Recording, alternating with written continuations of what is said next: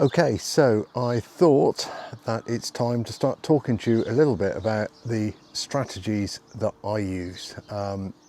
Now, obviously I've spoken on the channel quite extensively about my PTSD and about the illness I had as a child.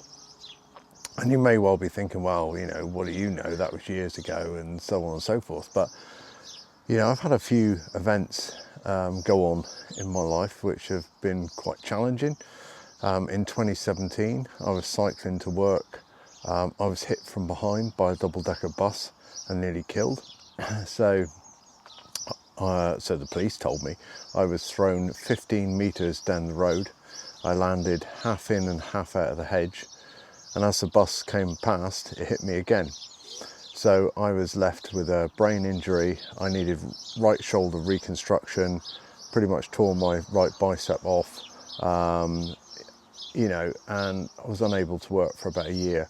Lost my career at that time, and you know, all in all, very stressful. And even a year ago, I was riding home from Exeter. I was knocked off my motorbike by a car doing something a little bit silly, and that's left me with major trauma to my knee. So I'm waiting for a total knee replacement. And the reason I tell you this is because obviously, you know, these are events that are challenging for me. So I said that I would talk to you a little bit about strategies that I use. And the first one is control the controllables.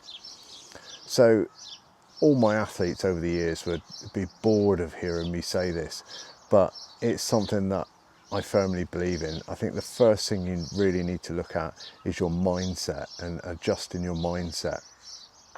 And, you know, we know through neuroplasticity that, you know, you can change your mindset. You know, you can develop new pathways within the brain just through the way you think, the way you behave and so on. So control the controllables works pretty much like this. If you can control it, look after it. If you can't control it, if it's something you can't control, do your best to try not to let that affect you, okay?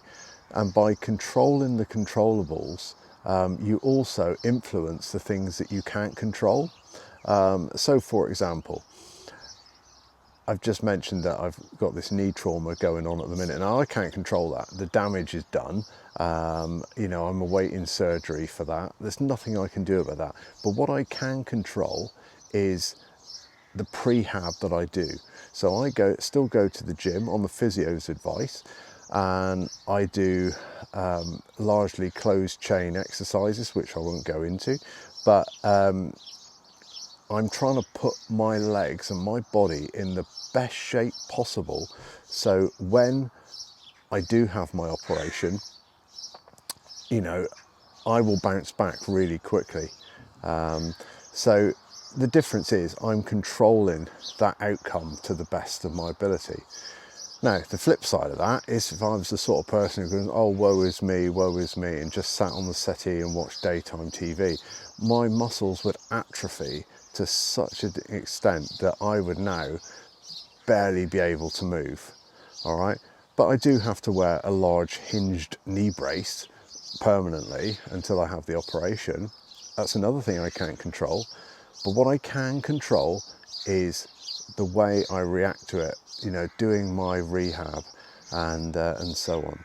So that's the first one. So that's the first one, first little tip from me. Control the controllables. Try and adjust your mindset to suit the situation that you're in. Okay, and there'll be a few more little, hopefully, pearls of wisdom to follow. Cheerio, bye-bye.